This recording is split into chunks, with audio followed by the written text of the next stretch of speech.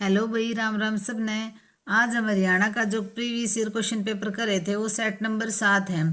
HSSC कल रख का है। ये 13/11/2016 को हुआ था।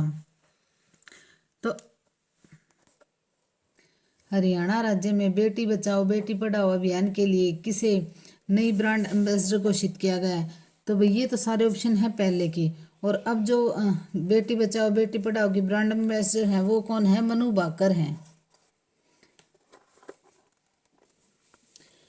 हरियाणा में हर्षवर्धन कालीन ताम्र मुद्राएं कहाँ से प्राप्त हुई हैं?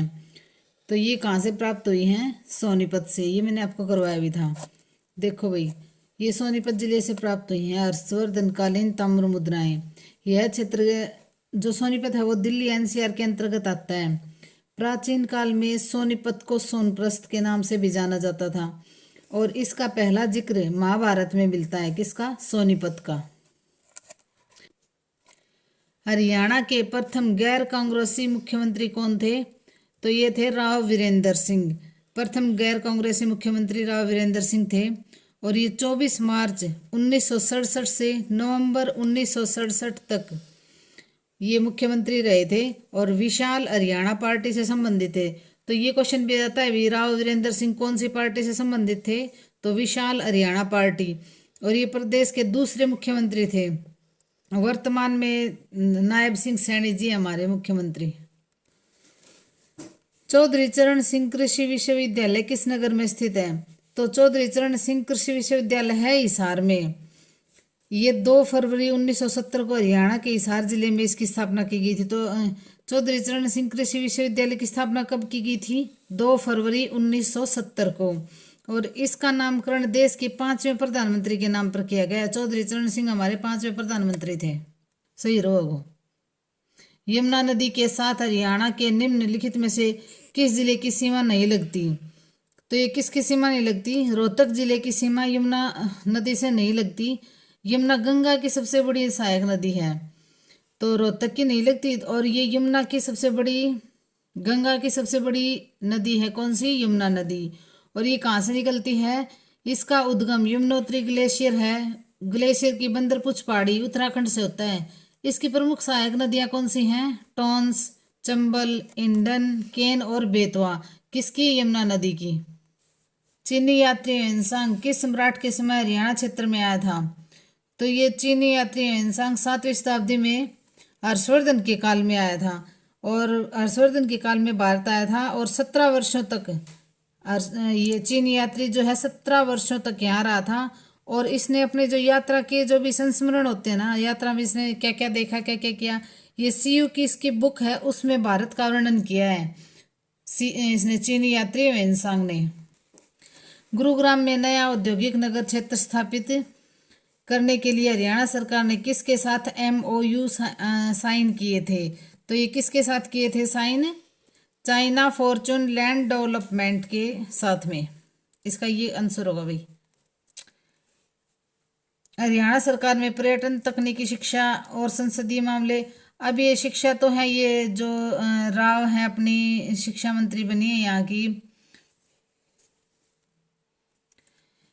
ये है आरती राव अपनी जो है वो शिक्षा मंत्री बनी है अब नया मंत्रिमंडल में।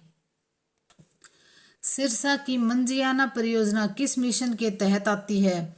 तो सिरसा की मंजियाना परियोजना बागवानी के तहत आती है और इसमें बागवानी मिशन के तहत तकनीकी जानकारी, मिट्टी की जांच, किसानों को प्रशिक्षण, वित्तीय सहायता आदि की सुविधाएं किसानों को राज्य सरकार द्वारा दी जाती हैं। तो सिरसा की मंजियाना परियोजना किसके अंतर्गत आती है? बागवानी। मोस्ट इंपोर्टेंट क्वेश्चन है ये। ऐतिहासिक नगर रानिया किस जिले में है? तो ऐतिहासिक नगर रानिया सिरसा जिले में है। और ये है ना सिरसा जिले में है और सबसे बड़ा अनाजों का बाजार है ना सिरसा में ही लगता है।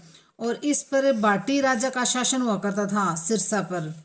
और इसका नाम है ना रानिया क्वीन। ये जो रानी थी ये सती होने के उपरांत वहां का नाम रानिया रख दिया था। निम्न सभी नदियां हरियाणा की शिवालिक पहाड़ियों से निकलती हैं सिवाय।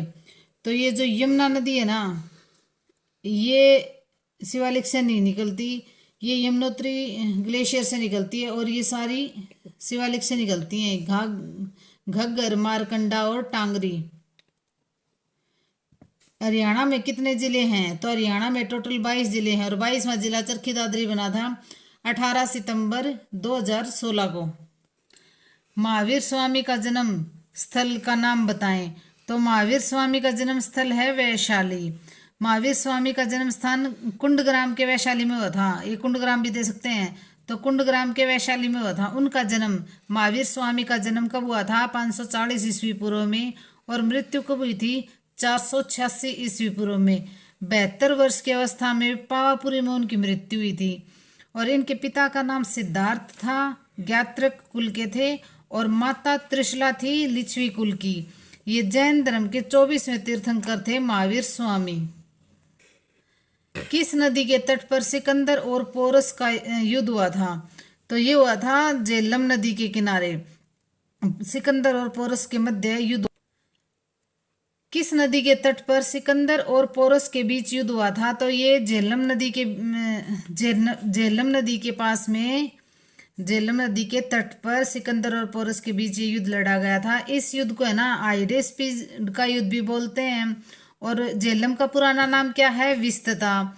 और पोरस का राज्य पंजाब में झेलम से लेकर चिनाब नदी तक फैला हुआ था। और सिकंदर यूनान का शासक था। निम्न में से कौन सी नदी अरब सागर में नहीं मिलती? तो ये जो गोदावरी नदी है ना, ये अरब सागर में नहीं गिरती। ये नर्मदा, ताप्ती और साबरमती पश्चिम की तरफ बहने वाली नदियां हैं और सीधा अरब सागर में गिरती हैं। जबकि गोदावरी नदी है ना, पूर्व दिशा में बहते हुए बंगाल की खाड़ी में गिरती है। गोदावरी नदी है ना, गंगा के बाद भारत की सबसे बड़ी नदी है और इसको ना दक्षिण की गंगा भी कहा जाता है। उस फसल का नाम बताइए जिसे भारत में 17वीं शताब्दी में आरंभ किया गया था। एकांतर वर्षा का दौर और धूप वाला मौसम इसके लिए आदर्श होता है। तो ये कौन सी फसल है? मकई। मकई के लिए ना एकांतर वर्षा का दौर और धूप वाला मौसम इसके लिए अच्छा रहता है, मकई के लिए। और मक्का को है ना लाने का काम किसने किया था? पुर्तगाली मक्का को भारत में लेके आए थे और ये मूलतः अमेरिकी महाद्वीप की फसल है ये मकई। भारत के सैन्य बलों का सर्वोच्च कमांडर कौन होता है? तो ये होते हैं राष्ट्रपति। संविधान सभा की प्रारूप समिति का अध्यक्ष कौन था? तो ये है ना डॉक्टर BR अम्बेडकर थे, संविधान सभा की प्रारूप समिति के अध्यक्ष। ये भारत के पहले विधि मंत्री भी रहे हैं। विधि मंत्री कौन होते हैं? जो कानून मंत्री होते हैं ना, उनको विधि मंत्री भी बोलते हैं। इनका जन्म कहाँ हुआ था? महू मध्य प्रदेश में हुआ था। डॉक्टर भीमराव अम्बेडकर का जन्म कहाँ हुआ था? महू मध्य प्रदेश में। इनकी मृत्यु 1956 में हुई थी। और इनको है ना BR अम्बेडकर की मृत्यु 1956 में हुई थी और BR अम्बेडकर को मरणोपरांत 1990 में भारत रत्न से सम्मानित किया गया था। BR अम्बेडकर को। जमशेदपुर में Tata iron and steel company कब स्थापित हुई थी? तो ये हुई थी 1907 में। 25 अगस्त 1907 को जमशेदपुर में जमशेद जी टाटा द्वारा ये इसकी कंपनी की स्थापना की गई थी। और इसका हेडक्वार्टर कहाँ है? मुंबई में है। भारतीय साधारण बीमा निगम कब गठित हुआ था? तो भारतीय साधारण बीमा निगम कब गठित हुआ था? 22 नवंबर 1972 को। ये 1972 में भारतीय साधारण बीमा निगम गठित किया गया था 1972 में। भारत के राष्ट्र के चक्र का रंग क्या है? तो इसके चक्र का रंग क्या है? गहरा हरा, गलत होता है ये, इसका है ना गहरा नीला है भाई, गहरा नीला। हमारा राष्ट्रीय प्रतीक में कितने सिंह दिखाई देते हैं? इसमें 4 शेर दिखाई देते हैं जो एक दूसरे से पीठ सटाए खड़े हैं। यह चिन्ह अशोक के सारनाथ स्तंभ से लिया गया है। तो ये कहाँ से लिया गया है? सारनाथ स्तंभ से लिया गया है। सारनाथ स्तंभ किसका है? अशोक का। इसके नीचे देवनागरी लिपि में सत्यमेव जयते लिखा हुआ है। तो उसके नीचे क्या लिखा हुआ है? सत्यमेव जयते। जो कहाँ से लिया गया है? सत्यमेव जयते मुंडकोपनिषद से लिया गया है। तो हमारे राष्ट्रीय प्रतीक में कितने सिंह दिखाई देते हैं? दिखाई देते हैं 4। प्रथम भारतीय टेस्ट क्रिकेट टीम का कप्तान कौन था? तो ये थे CK नायडू। किस नारे के साथ स्वतंत्र भारत की पहली टिकट जारी हुई थी? तो ये हुई थी जय हिंद के साथ स्वतंत्र भारत की पहली टिकट जारी हुई थी जय हिंद के साथ 15 अगस्त 1947 को स्वतंत्रता दिवस के अवसर पर जारी की गई थी। इस नारे को नेताजी सुभाष चंद्र बोस द्वारा दिया गया था। नई दिल्ली में पहला एशियाड कब आयोजित किया गया था? तो नई दिल्ली में पहला एशियाड 4 मार्च 1951 को आयोजित किया गया था। इसमें ना कुल 11 देशों के 491 खिलाड़ियों ने भाग लिया था और इसकी मशाल किसने? दलीप सिंह के हाथों में थी। जो मशाल होती है ना, मशाल जो भी एशियाड होते हैं उनमें मशाल होती है, वो किसके हाथों में थी? दलीप सिंह के हाथों में थी। नाजी पार्टी का गठन किस देश में हुआ था? तो नाजी पार्टी का गठन हुआ था जर्मनी में। और ये कब हुआ था? जर्मनी में हुआ था नाजी पार्टी का गठन 1920 में म्यूनिख जर्मनी में हुआ था। इसका संस्थापक कौन था? तो इसका संस्थापक था एंटोन ड्रेकसगर था। 1921 में हिटलर इसका अध्यक्ष बना था। तो नाजी पार्टी का गठन किस देश में हुआ था? जर्मनी में। भारत के उस पूर्व एशियाई पड़ोसी देश का नाम बताइए जो 1948 में स्वतंत्र हुआ था। तो 1948 में कौन स्वतंत्र हुआ था? म्यांमार। इसको बर्माई बोलते हैं। 4 जनवरी 1948 को ये आज़ाद हुआ था। यह ब्रिटिश उपनिवेशवाद का अंग होने के बाद भी राष्ट्रमंडल का सदस्य नहीं बना था। इसकी पुरानी राजधानी थी रंगून और नई राजधानी है, देखो इसमें नेपीते भी बोलते हैं, नेपियता भी बोल देते हैं, तो वो देख लेना भाई।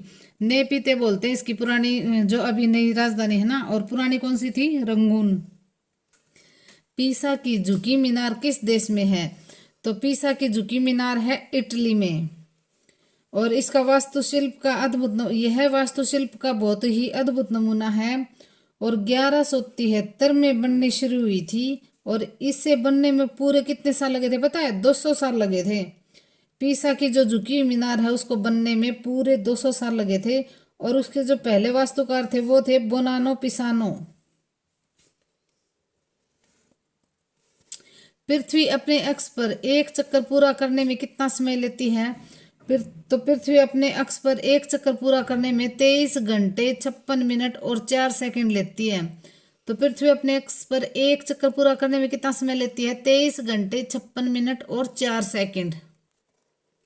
दक्षिण एशियाई क्षेत्रीय सहयोग संगठन दक्षेस सार्स का गठन किस वर्ष हुआ था? तो इसका गठन हुआ था 1985 में। 8 दिसंबर 1985 में इसका सार्स का गठन हुआ था और इसका मुख्यालय कहाँ पे है? काठमांडू में स्थित है इसका मुख्यालय। इसके 8 सदस्य देश हैं। इसमें भारत भी है, पाकिस्तान, अफगानिस्तान, बांग्लादेश, भूटान, नेपाल, मालदीव और श्रीलंका। चीन इसका सदस्य देश नहीं है सार्स का। संयुक्त राष्ट्र का मुख्यालय कहाँ स्थित है? तो संयुक्त राष्ट्र का मुख्यालय है न्यूयॉर्क में। तो संयुक्त राष्ट्र का मुख्यालय कहाँ है? न्यूयॉर्क में। और ये मैनहट्टन द्वीप पर स्थित है। न्यूयॉर्क में मैनहट्टन द्वीप पर स्थित है। और इसकी स्थापना कब हुई थी? अप्रैल 1945 में। 50 राष्ट्रों के प्रतिनिधियों के हस्ताक्षर से सैन फ्रांसिस्को में इसकी स्थापना हुई थी। और है ना भारत इसका संस्थापक देश रहा है। वर्तमान में इसमें है ना सदस्य कितने हैं? कुल सदस्यों की संख्या 193 है। मानव शरीर में निम्न में से कौन ल्यूकेमिया से प्रभावित होता है? तो ये होता है रक्त। किस अंग के भीतर पित्ताशय अवस्थित होता है? तो ये होता है यकृत के भीतर। फीफा 2018 विश्व कप कहाँ आयोजित हुआ था? तो ये तो है भाई पुराना क्वेश्चन। अब जो है ना 2022 में कहाँ आयोजन हुआ था फीफा का? कतर में हुआ था। और 2026 में ना 23वां आयोजन होगा। कहाँ होगा? कनाडा में, संयुक्त राज्य अमेरिका, मैक्सिको में होगा। तो ये अब 2026 वाला याद कर लेना। 23वां आयोजन होगा फीफा का 23वां आयोजन होगा। कहाँ होगा? कनाडा में। 2026 में होगा कनाडा में। और ये कौन सा होगा पता है? ये होगा 23वां आयोजन होगा। क्रिकेट में प्रत्येक स्टंप के सेट के मध्य कितनी दूरी रहती है? तो ये रहती है 22 गज। चंद्रमा के प्रकाश को धरती पर पहुंचने में कितना समय लगता है? तो चंद्रमा के प्रकाश को धरती तक पहुंचने में 1.3 सेकंड का समय लगता है। वहीं सूर्य का प्रकाश पूछे तो 8 मिनट 20 सेकंड में पहुंचता है सूर्य का प्रकाश, और चंद्रमा का पहुंचता है प्रकाश 1.3 सेकंड में, और सूर्य का 8 मिनट 20 सेकंड में। हाल ही में किस राज्य में रामेश्वर और मनमदुराई के बीच देश के पहले हरित ट्रेन गलियारे का उद्घाटन किया गया था? तो ये उस टाइम का करंट क्वेश्चन है, लेकिन हरित गलियारा ये पूछ लेंगे रामेश्वर और किसके बीच में है?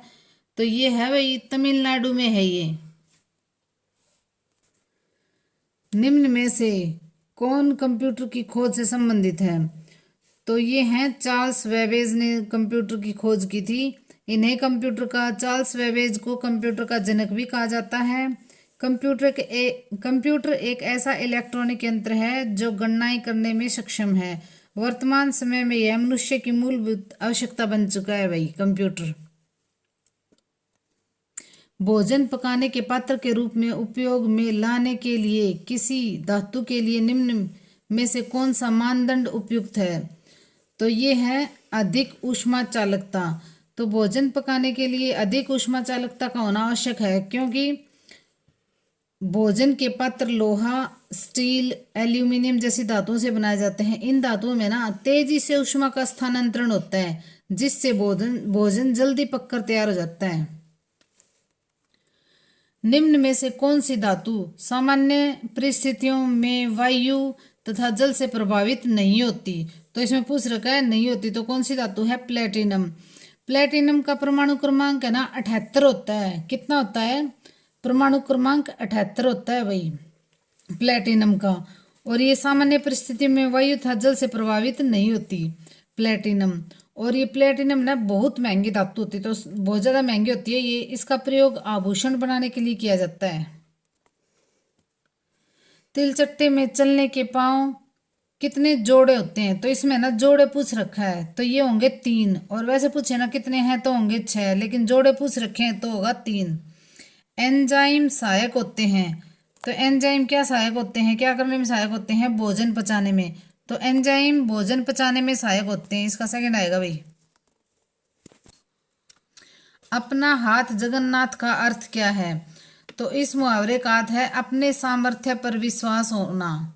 अपने सामर्थ्य पर विश्वास होना, इसका ये आंसर आएगा भाई। और स्वरों का जो रूप व्यंजनों के साथ जोड़ा जाता है उसे क्या कहते हैं? तो उसे क्या कहते हैं? मात्रा। निम्नलिखित में से शुद्ध शब्द का चयन कीजिए। तो इसमें से शुद्ध शब्द कौन सा होगा भाई? ये देखो कवित्री होगा। कौन सा होगा? कवित्री। कवित्री कहाँ है? ये होगा कवित्री। ये हमेशा आता रहता है भाई, वो मोस्ट इंपोर्टेंट क्वेश्चन है। इसकी शुद्ध शब्द पूछ लेते हैं कौन सा है, तो ये होगा कवित्री। रम्य का अर्थ होता है, तो रम्य का अर्थ क्या होता है? सुंदर। कामायनी काव्य ग्रंथ के लेखक का नाम बताएं। तो कामायनी किसने लिखी थी? जयशंकर प्रसाद द्वारा लिखी गई थी कामायनी। इंपॉर्टेंट क्वेश्चन है ये, जयशंकर प्रसाद कामायनी। प्राकृत व्याकरण के लेखक कौन हैं? तो प्राकृत व्याकरण के लेखक कौन हैं? हेमचंद्र। जिसका कोई अंत न होता हो के लिए एक सही शब्द का चयन कीजिए। तो जिसका अंत न होता हो वो क्या होगा? अनंत। अमृत शब्द के पर्यायवाची का चयन कीजिए। तो अमृत शब्द का पर्यायवाची है पीयूष। रिक्त स्थान के लिए विकल्प का चयन करें। जाति का आधार। जाति का आधार क्या है? तो जाति का आधार जन्म है। वर्ण का गुण कर्म है, तो क्या होगा इसका आंसर? जन्म। वंदौ गुरु पद पदम परागा पंक्ति में कौन सा अलंकार है? तो इसमें अनुप्रास अलंकार है। देखो पद पदम पराग प की पुनरावृत्ति हो रही है ना, तो उसका इसमें आएगा अनुप्रास अलंकार। निम्नलिखित में से किस राज्य में प्रधानमंत्री ने 14 अप्रैल 2016 को ग्राम उदय से भारत उदय अभियान का शुभारंभ किया था? ये क्वेश्चन बार बार आ रहा है। तो ये किया था मध्य प्रदेश में, महू मध्य प्रदेश से। ये भीमराव अंबेडकर की 125वीं जयंती थी ना, वहाँ उसके लिए 125वीं जयंती बनाई थी ना भीमराव अंबेडकर जी की, तो तब ये ग्राम उदय से भारत उदय अभियान का शुभारंभ किया था। निम्नलिखित विश्व के देशों के समूह में से किस में गेहूं और चावल की उच्च उपज किस्म HYV विकसित की गई थी? तो ये देखो HYV किसकी किस्म है? गेहूं की। तो ये किससे हुई थी? मैक्सिको और फिलीपींस। इसका होगा भाई HYV का होगा हाई यील्ड वेराइटी। भांगड़ा किस भारतीय राज्य का लोक नृत्य है? तो सब जानते हैं भांगड़ा किसका है? पंजाब का लोक नृत्य है और यह पुरुष प्रधान नृत्य है। ये पूछ रही कैसा है? स्त्रियों के द्वारा किया जाता है पुरुषों के द्वारा? तो ये पुरुष प्रधान नृत्य है और यह आमतौर पर वैसाख के पर्व पर किया जाता है। उनका जो पंजाबियों का था ना वैसाखी पर्व, उस पर किया जाता है भांगड़ा। करो या मरो नारा निम्नलिखित में से किस आंदोलन से संबंधित है? तो करो या मरो भारत छोड़ो आंदोलन से संबंधित है। निम्नलिखित राज्यों में से किस में 1959 में भारत में सर्वप्रथम पंचायती राज लागू किया गया था? तो ये था राजस्थान और आंध्र प्रदेश में। सबसे पहले राजस्थान में, राजस्थान के नागौर जिले में 2 अक्टूबर 1959 को पंचायती राज का उद्घाटन किया था। राजस्थान में कब? 2 अक्टूबर 1959 को पंचायती राज का उद्घाटन किया था। इसके बाद में 11 अक्टूबर 1959 को आंध्र प्रदेश में इस योजना को लागू किया गया था। और पंचायती राज को है ना 1992 में संविधान के 73वें संविधान संशोधन अधिनियम द्वारा शामिल किया गया था। और ये समिति पूछे तो कौन सी थी? बलवंत राय मेहता समिति की त्रिस्तरीय स्तर। और कितने स्तर पर इसे लागू किया गया था? तो त्रिस्तरीय पर इसे लागू करने की अनुशंसा प्राप्त हुई थी भाई। मानव रुधिर का पीएच लगभग कितना होता है? तो मानव रुधिर का पीएच होता है 7.4 और ये अक्षारीय है। ये पूछ ले मानव का रुधिर कैसा है, मानव का ब्लड कैसा है? तो कैसा है? अक्षारीय है। देखो पीएच किसी विलयन की अम्लता या अक्षारीयता का मापक होता है। कौन होता है? पीएच किसी विलयन की अम्लता और अक्षारता का मापक होता है। शुद्ध जल का पीएच मान है ना 7.0 होता है। इसे तटस्थ न्यूट्रल माना जाता है। इससे नीचे मान होने पर 7 से अगर नीचे होगा ना तो अम्लीय होगा, एसिडिक होगा, और अगर अधिक होगा ना तो अक्षारीय माना जाता है भाई, बेसिक। एसिड और बेसिक, अगर 7 से कम होगा तो एसिड और अगर ज्यादा होगा तो बेसिक माना जाएगा। और अगर 7 पे होगा तो न्यूट्रल माना जाएगा। प्रकाशीय तंतु किस परिघटना पर आधारित है? तो प्रकाशीय तंतु किस पर आधारित है? पूर्ण आंतरिक परावर्तन पर। निम्न में से किस क्षेत्र में स्प्रेडशीट सॉफ्टवेयर अधिक उपयोगी होता है? तो किस क्षेत्र में होता है? सांख्यिकी में। साबुन और कांच के उत्पादन के लिए उत्तरदायी है? तो ये है पोटेशियम कार्बोनेट। कार्बन डेटिंग में कौन सा सिद्धांत प्रयुक्त होता है? तो ये होता है रेडियो सक्रियता का। कार्बन डेटिंग में रेडियो सक्रियता का सिद्धांत प्रयुक्त होता है। इसमें ना C14 द्वारा काल निर्धारण की विधि का प्रयोग किया जाता है और पुरातत्व जीव विज्ञान में जंतुओं एवं पौधों के प्राप्त अवशेषों के आधार पर जीवन काल, समय चक्र का निर्धारण आदि में भी इसका प्रयोग किया जाता है। तो रेडियो सक्रियता का, और इसमें C14 द्वारा काल निर्धारण की विधि का भी प्रयोग किया जाता है। गुजरी महल हरियाणा के किस जिले में है? तो गुजरी महल है हिसार में। और ये ना किसने बनवाया था? 1354 में फिरोज शाह तुगलक ने अपने इसकी जो प्रेमिका थी ना गुजरी, उसके लिए बनवाया था। तो इसको ना प्रेम महल भी बोलते हैं, गुजरी महल को प्रेम महल भी बोलते हैं। और ये कहाँ है? हिसार में है। हरियाणा में हीरो मोटरसाइकिल बनाने का कारखाना कहाँ है? तो ये है हीरो मोटरसाइकिल बनाने का कारखाना है। तो ये हीरो मोटरसाइकिल बनाने का कारखाना दारूहेड़ा रेवाड़ी में है, लेकिन स्टार्टिंग में ये गुरुग्राम में था। अब ये कहाँ है? दारूहेड़ा रेवाड़ी में। वीडियो को लाइक शेयर और सब्सक्राइब जरूर किया करो भाई। अब दो प्रीवियस ईयर क्वेश्चन पेपर, दिन में 2 पेपर आएंगे और एक छोटा सा टॉपिक जरूर करवाया करेंगे। तो अब आगे वाला क्वेश्चन कर रहे हैं। करनाल हरियाणा में मेडिकल यूनिवर्सिटी किसके नाम पर प्रस्तावित है? तो कल्पना चावला। निम्नलिखित में से हरियाणा का कौन सा जिला रेतीला नहीं है? तो हरियाणा का कौन सा जिला रेतीला नहीं है? महेंद्रगढ़ भी है, सिरसा भी है, भिवानी भी। कुरुक्षेत्र है ना, ये रेतीला नहीं है। बीरबल का छत्ता इमारत हरियाणा के किस नगर में है? तो ये है नारनौल में। तो बीरबल का छत्ता नामक इमारत कहाँ है? हरियाणा के नारनौल में स्थित है। इस इमारत का निर्माण किसने करवाया था? राय बाल मुकुंद दास ने करवाया था। और ये शाहजहां के काल में है ना दीवान थे, मतलब प्रधानमंत्री के पद पर आसीन थे। कौन? ये जो बीरबल का छत्ता का निर्माण किसने करवाया था? बाल मुकुंद दास ने। ये प्रधानमंत्री थे शाहजहां के काल में। और ये है ना जो बीरबल का छत्ता है, ये 5 मंजिला इमारत थी। और इसमें से ना 3 तरफ गुफाएं भी थी। एक दिल्ली की तरफ जाती थी, एक जयपुर की तरफ और एक महेंद्रगढ़ की तरफ। तो बीरबल का छत्ता कहाँ है? नारनौल में। फरुखनगर तक रेलवे लाइन बिछाने का कार्य किस उद्देश्य से किया गया था? तो ये नमक ढोने के लिए किया गया था। हरियाणा सरकार ने पशुधन बीमा योजना की शुरुआत की थी। तो ये कहाँ से की थी? ये झज्जर जिले से की थी 2016 में। लाइक शेयर और सब्सक्राइब करना भाई। और इसका चैनल को, और इसका पूरी PDF है ना टेलीग्राम चैनल पर मिल जाएगी। धन्यवाद।